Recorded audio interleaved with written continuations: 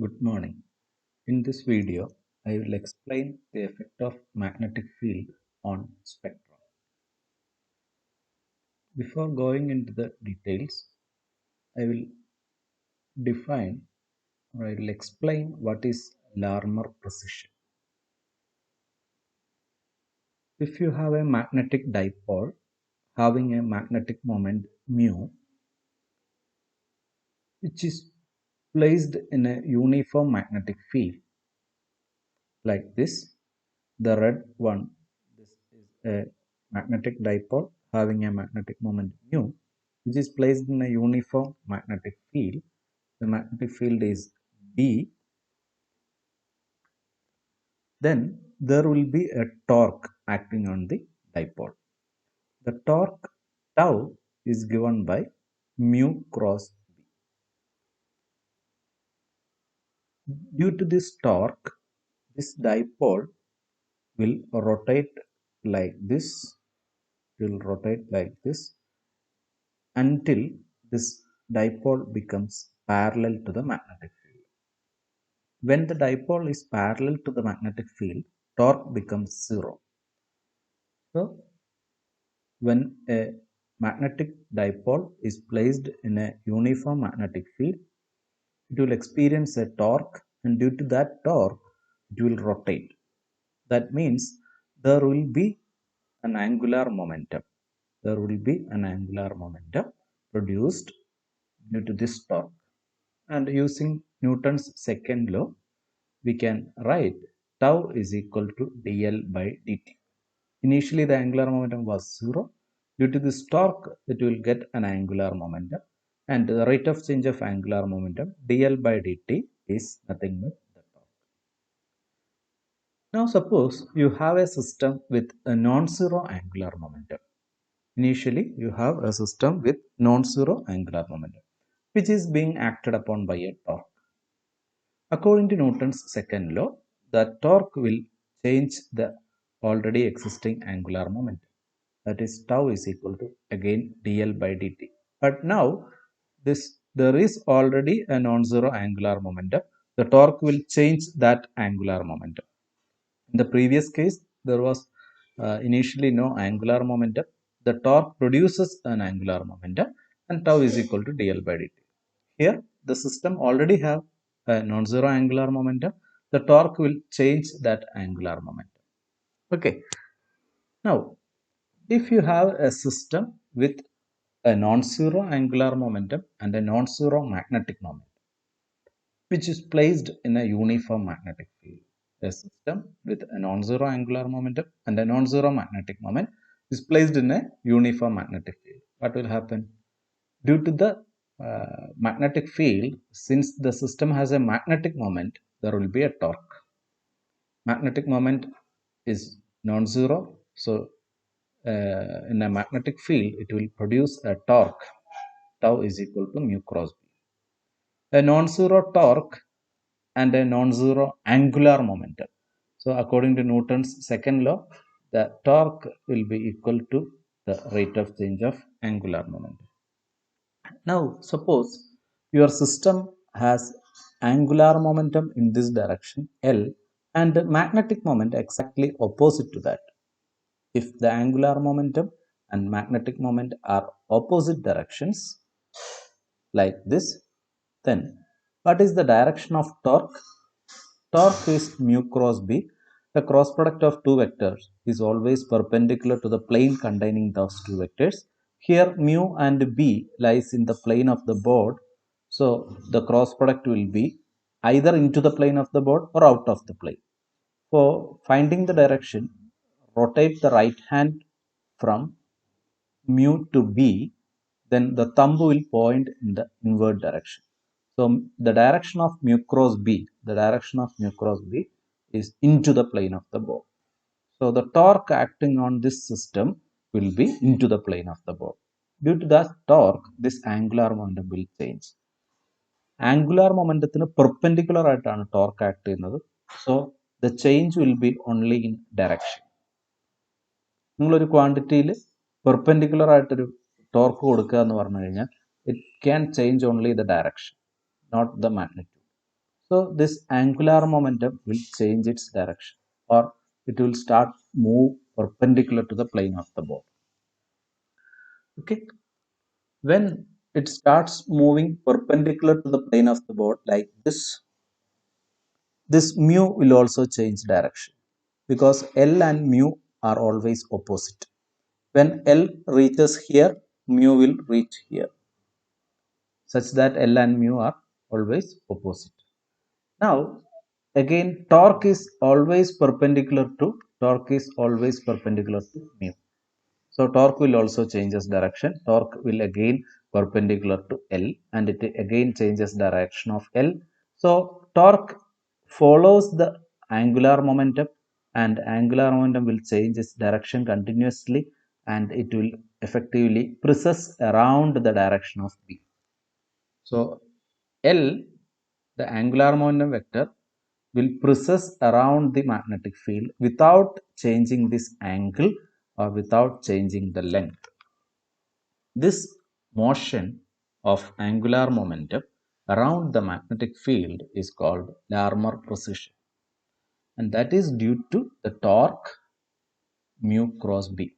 So if your system has only angular momentum, this phenomenon will not be there. If your system has only magnetic moment, then again this phenomenon will not be there. If your system has both angular momentum and magnetic moment, there will be Larmor precession.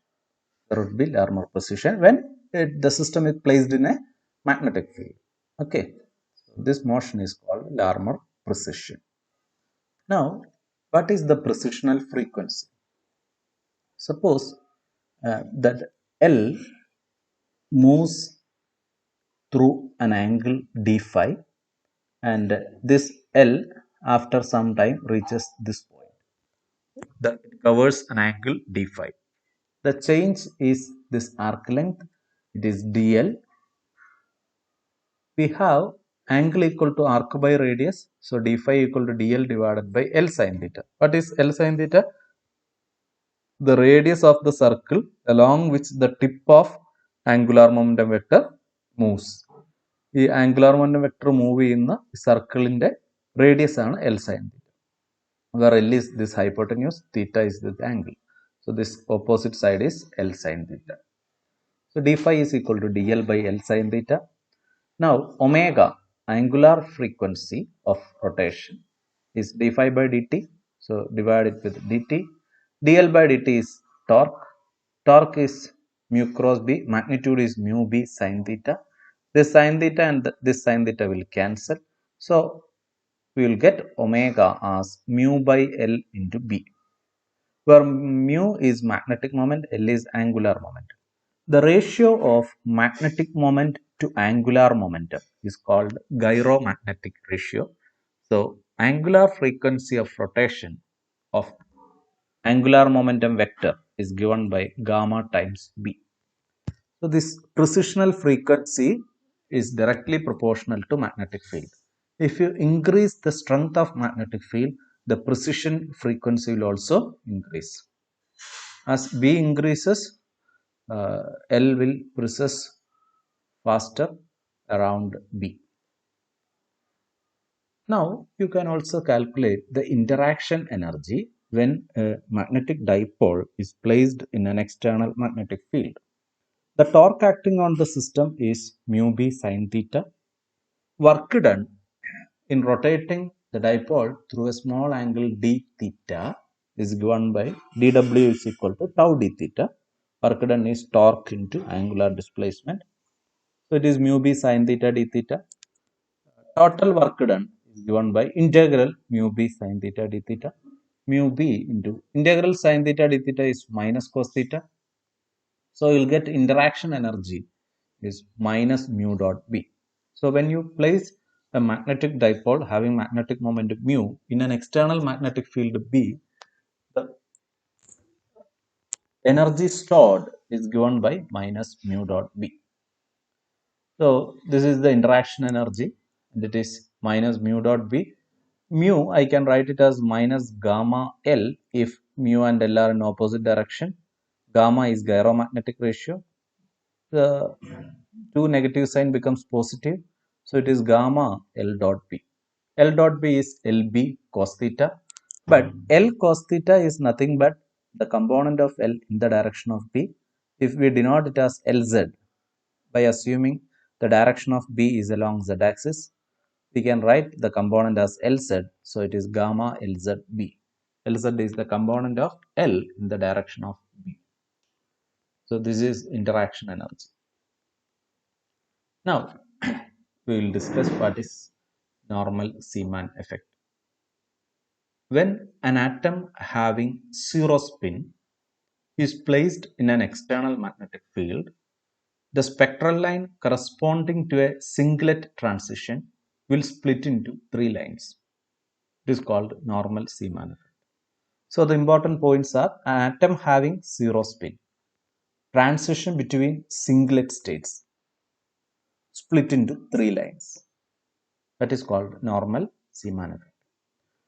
Normally, atoms will have both spin and orbital angular momentum and also spin and orbital magnetic moment.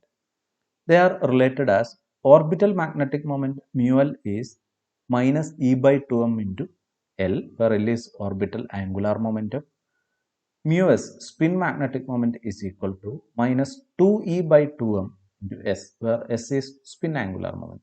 Here there is a factor 2. In the case of spin, it is called Landage factor, and for orbital motion, Landage factor is 1. Okay.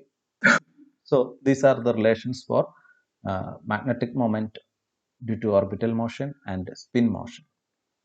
Now, what is mean by singlet states or spin zero atoms? Suppose all the electrons in an atom are paired, like cadmium 48. Cadmium 48, the electronic configuration is 1s2, 2s2, 2p6, 3s2, 3p6, 4d10, 4s2, 4p6, 4d10, 5s2. So all the subshells are fully filled. So the net spin of the atom is 0. So cadmium 48 has only orbital angular momentum and orbital magnetic moment. Its spin angular momentum is 0, thereby its magnetic moment, spin magnetic moment is also 0.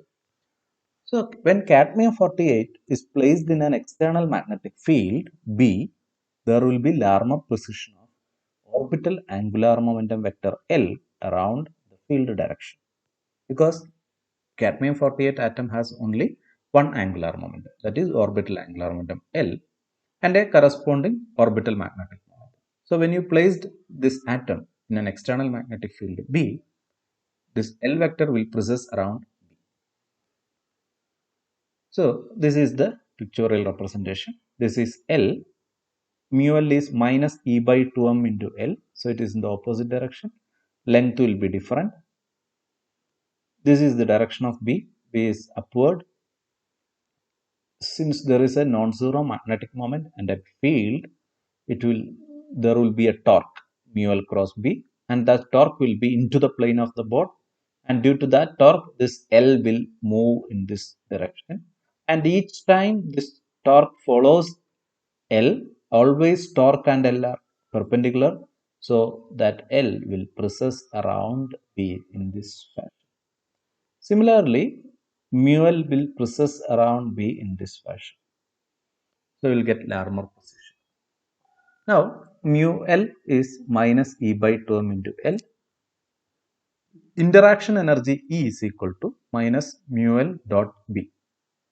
Mu L is minus E by 2m into L. This minus and minus becomes plus E by 2m into L dot B is LB cos theta. But L cos theta is the component of L in the field direction. I will represent it as Lz. So it is EB by 2m into, what is Lz? From the spatial quantization concept, we know that the angular momentum will point only in certain directions, such that the projection on field direction is integral multiple of h cut. So Lz is always ml h cut, where ml can take values plus L, L minus 1 to 0 to minus L. Okay, so for example, if angular momentum quantum number is 1, ml can take values plus 1, 0, minus 1. If angular momentum quantum number is L is equal to 2, ml can take values plus 2, plus 1, 0, minus 1, minus 2, and so on.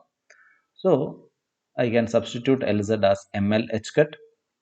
This h cut I will take into the side eh cut divided by 2m. It is eh divided by 4 pi m. I will denote it by a constant eh divided by 4 pi m. It is called Bohr magneton.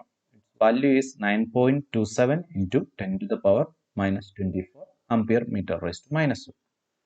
So interaction energy is equal to mu b ml b. Where ml is magnetic orbital angular momentum quantum number, b is the external magnetic field, mu b is Bohr magneton. So when an atom with zero spin is placed in a magnetic field, the interaction energy E is equal to ml mu b b. This is the expression we obtain. ml is magnetic orbital angular momentum quantum number. Now consider different states. We have the term symbol for a particular atom as 2s plus 1 L j. So if a state is 1s 0, that means 2s plus 1 is 1 or s is 0. So for all atoms for which total spin is 0, the left top number will be 1. S is 0, so 2s plus 1 will always be 1. Such states are called singlet states. Such states are called singlet states. If you have here 2, it is called a doublet. If you have here 3, it is called a triplet, and so on. So this is a singlet state, 1s0. Here s is equal to 0 because left top is 2s plus 1. 2s plus 1 is equal to 1 implies s is equal to 0. This letter is s. If you have here s, you have to write L equal to 0. If you have here p, you have to write L equal to 1. If you have d, L is equal to 2. If you have f, L is equal to 3. If you have g, L is equal to 4, and so on. So depending on the letter here, you have to write the value L. Now j value is same as L value because j is usually L plus s, but here s is 0. So j is equal to L. Now what is the ml value? For L is equal to 0, ml can have only one value, it is 0. For L equal to 1, ml can take value plus 1, 0, minus 1. For L equal to 2, ml can take value plus 2, plus 1, 0, minus 1, minus 2. For L equal to 3, ml plus 3, plus 2, plus 1, 0, minus 1, minus 2, minus 3. So these are different singlet states and the corresponding ml values. Now without a magnetic field, this 1s0 is a single level. With the field also, it is a single level because ml have only one value. Now without field, 1p1 will be a single level, but with the field, since ml can take 3 values, we will get 3 energy values. For ml equal to plus 1, you will have plus mu bb. For ml equal to 0, you have 0. For ml equal to minus 1, you have minus mu bb. So depending on the value of ml, you have 3 energy levels. One is at the same level, one is at the same position for ml equal to 0. For ml equal to plus 1, it is shifted upward by mu bb. For ml equal to minus 1, it is shifted downward by minus mu bb. Similarly, for 1d2, you will have ml plus 2 plus 1, 0, minus 1, minus 2. For ml equal to plus 2, you have 2 mu bb. So from base level, the ml equal to plus 2 level shifted upward by 2 mu bb. ml equal to plus 1 shifted upward by mu bb. So this difference will be again mu bb. Downward also you have minus mu bb, minus 2 mu bb. 1f3 ml can take plus 3 plus 2 plus 1, 0, minus 1, minus 2, minus 3. So there will be 7 possible energy. One is 3 mu bb, then 2 mu bb, 0, minus mu bb, minus 2 mu bb, minus 3 mu bb. Total 7 levels will be there. So without field, all these are single levels. But in presence of field, this will split into these many levels. That number of levels is equal to 12 plus 1. For S equal to, for S state, L is 0, 12 plus 1 is 1. For P, L is 1, 12 plus 1 is 3. For D, L is 2, 12 plus 1 is 5. For F, L is equal to 3, 12 plus 1 is equal to 7. Now, consider the transition 1P1 to 1S0.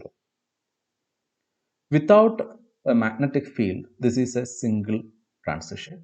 1P1 to 1S0 is a single transition. You will get a single spectral line. But when this system is placed in a magnetic field, that single line will split into 3 lines. In place of a single line, you have 2 more lines symmetrically situated on either side. So how can we explain this? We already seen that without field 1P1 is a single level, but with field 1P1 is 3 levels. And the spacing between levels is mu BB. So according to the selection rule is here delta ML is equal to plus or minus 1, 0. You can have a transition from ML equal to plus 1 to ML equal to 0, ML equal to 0 to ML equal to 0, ML equal to minus 1 to ML equal to 0. So for the first transition, delta ML is plus 1. For this transition, delta ML is 0. For this transition, delta ML is minus 1. So you will get 3 lines in presence of a magnetic field. This splitting of lines, spectral line, in presence of a magnetic field is called normal Zeeman effect. Normal Zeeman effect. Okay. Now consider the transition 1D2 to 1P1 transition. 1D2 without magnetic field, it is a single level. 1P1 is also a single level. So a transition from 1D2 to 1P1 will result in a single line. Now, with field, this 1D2 will split into 5. 1P1 will split into 3. Corresponding ML values are shown here. Now again, selection rule is delta ML equal to plus or minus 1. So ML equal to plus 2. From here, you can go to ML equal to plus 1 because delta ML becomes 2 minus 1, 1. But a transition from ML equal to 2 to ML equal to 0 is forbidden. A transition from ML equal to 2 to ML equal to minus 1 is also forbidden. So only one possibility. Now from ML equal to plus 1, you can have this transition delta ML equal to plus 1. Then from ML equal to 0, you can have this transition delta ML equal to plus 1. So for these 3 red lines, delta ML is plus 1. These 3 red line, delta ML is plus 1. But all the 3 are having the same energy because the first 2 differ by this amount in the top, but they differ by the same amount in the bottom. Okay, the first and the third differ by 2 mu BB in the top, but they differ by 2 mu BB in the bottom. So all these 3 red lines have the same energy. So they are represented by a single spectral line. Now delta ML equal to 0, that is 1 to 1, 0 to 0, minus 1 to minus 1. All these 3 have the same energy. It is the same as the original line. Now delta ML equal to minus 1, 0 to 1, minus 1 to 0, minus 2 to minus 1. All these 3 have the same energy and is represented by a single line. So you have 3 lines instead of a single line. 2 are symmetrically situated about the original line and the spacing is again mu BB. The line with the delta ML equal to plus 1 is called the sigma plus line. The line with the delta ML equal to minus 1 is called the sigma minus line. The one with the delta ML equal to 0 is called the pi line. So in normal Zeeman effect, the atom should have 0 spin. An atom with a 0 spin, when you consider the transition between two singlet states, If you have a single spectral line, then in presence of field, that will split into 3. This process is called normal Zeeman effect. We will discuss anomalous Zeeman effect in the next class. Okay.